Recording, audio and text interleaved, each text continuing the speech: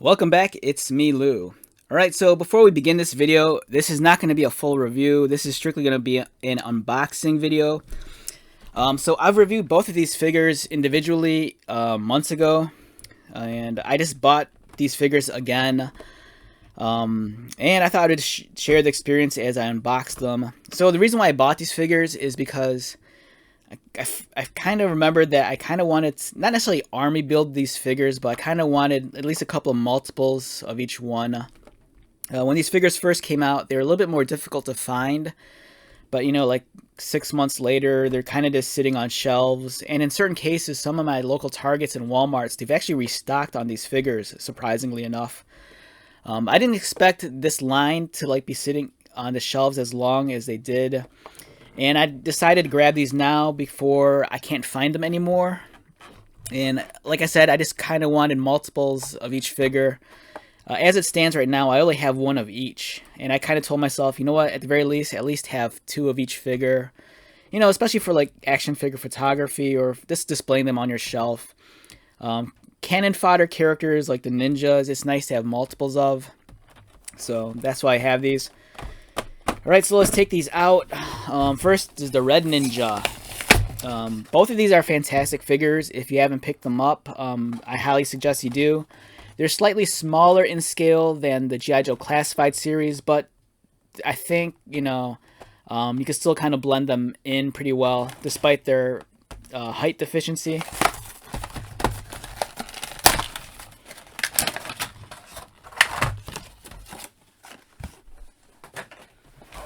And the Night Creeper.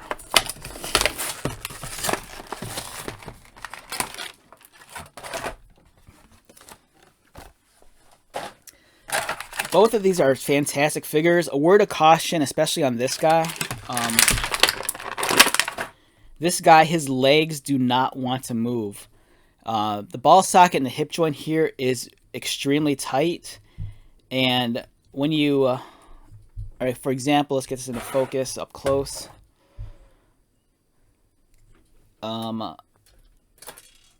Whoops. Okay, so for this figure here, get into focus.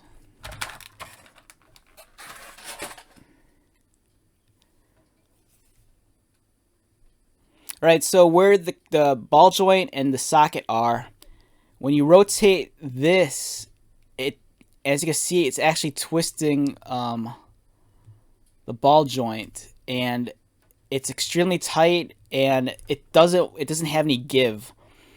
So just a word of caution on that. You might want to heat up this area and loosen it up a little, because every time you raise the leg up, it's like a 90-degree angle.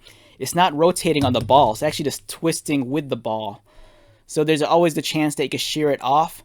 For whatever reason, when the legs are spread out in the splits and you rotate it, it's actually a much more natural fit, and the leg will rotate, as you can see here. But the minute you close it like this and you raise the leg up, it's not going to rotate. It's just going to twist and bend that joint, and you run the risk of shearing that plastic off. So just a word of caution about that.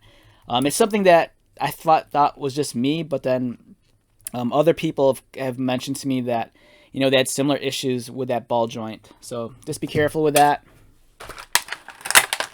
These figures, they come with great accessories. Even though it's a smaller scale than the classified figures, these accessories can be easily used for G.I. Joe Classified or even your Marvel Legends.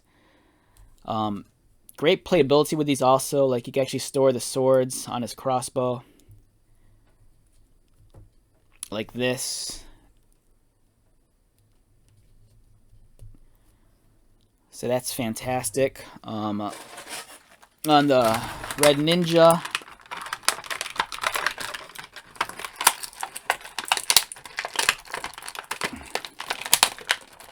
comes with a pair of sais.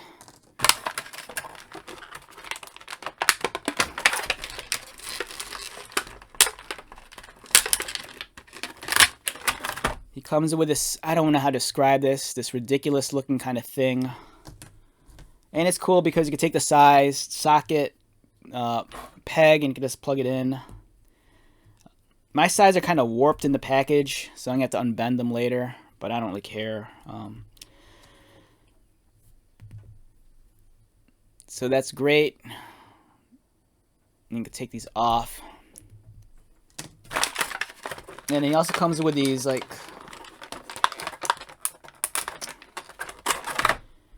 these are like sickles. They look cool.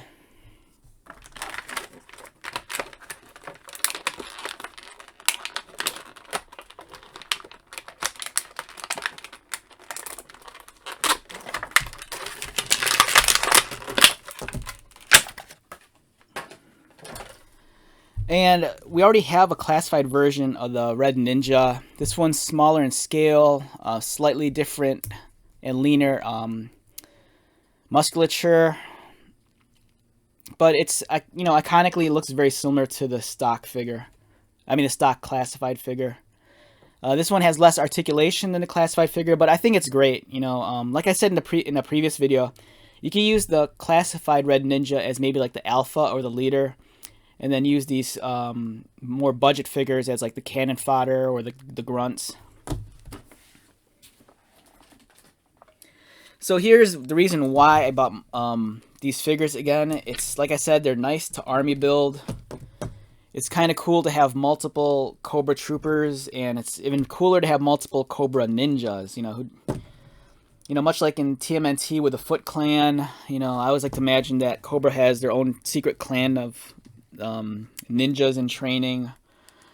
And then here's the Classified Series Red Ninja. Like I said, it's awesome because it's a bigger figure, a little bit more quality, but you know, you can have them flanked on both sides by these guys, and it just looks impressive.